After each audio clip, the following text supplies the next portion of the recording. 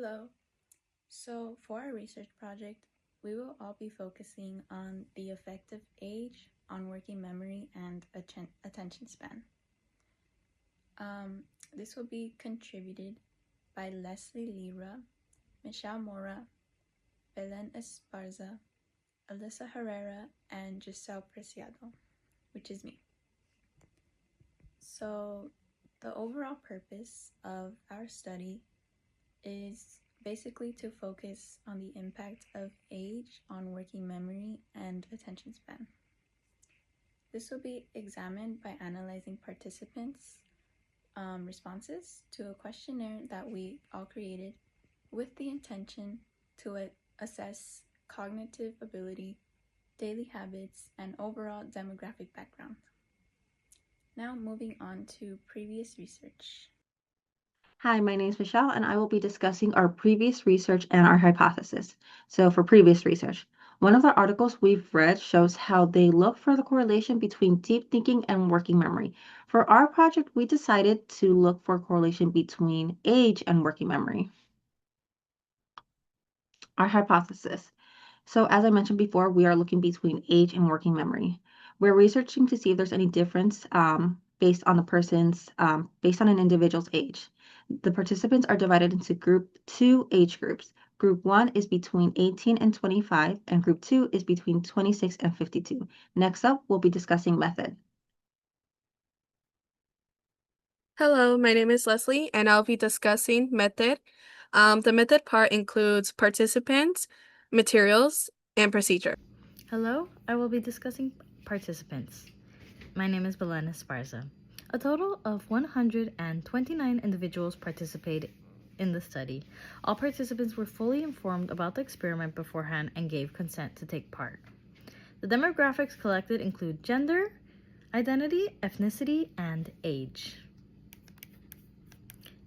As for the gender demographics that were reported, 60% of the participants reported themselves as female, 25% reported themselves as males, and 15% reported themselves as non-binary. As for ethnicity,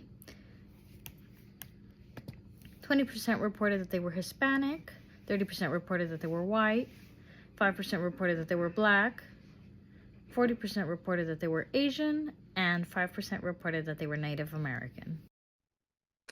In the materials, our participants were sent a Google link online containing questions about their age, gender, ethnicity, and 2 quizzes.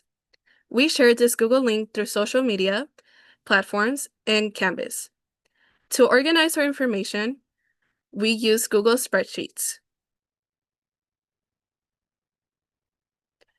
In our procedure, the participants' procedure included of them clicking on the Google quiz, answering the questions above, and clicking on the 2 links that were indicated.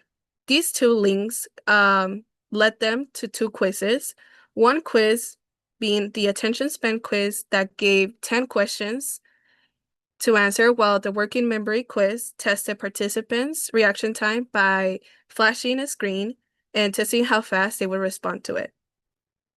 Next, we will be talking about our results.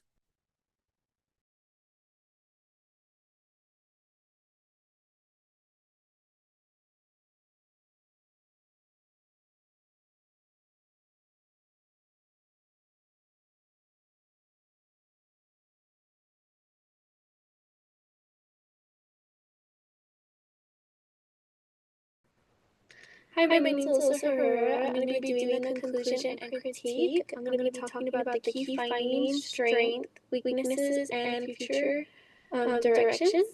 So for key findings, we found that attention span and reaction time weren't closely linked, which was surprising because we expected people who focus better to react faster. Age and gender didn't seem to affect the results. However, we didn't examine other important factors like sleep, stress, or even screen time, which could have influenced performance. Future research should include these factors to better understand what affects attention and reaction time. For strengths, we had 129 diverse participants, which helped make our results more reliable and reflective. of different backgrounds using an online format, which is Google Forms. It made it easy for people to participate and keep their response anonymous, which would likely encourage more honest answers. This approach allowed us to gather useful information about attention and reaction time, especially in college students. For weaknesses, we didn't consider factors like stress, sleep, or screen time, which could affect focus and reaction. We only also looked at attention span and reaction time, not other important skills like memory or problem solving. In the future, from here, we would like to study more cognitive functions, not just attention and reaction time, including areas like memory and problem solving, and decision making would give a fuller picture of how the brain works. It would also be helpful to look at outside factors such as sleep, stress levels, and screen time, since these could explain differences in how people focus and react. Expanding the sample size and including an even more diverse group of participants would make the data more reliable and help us understand patterns across the different backgrounds. Thank you.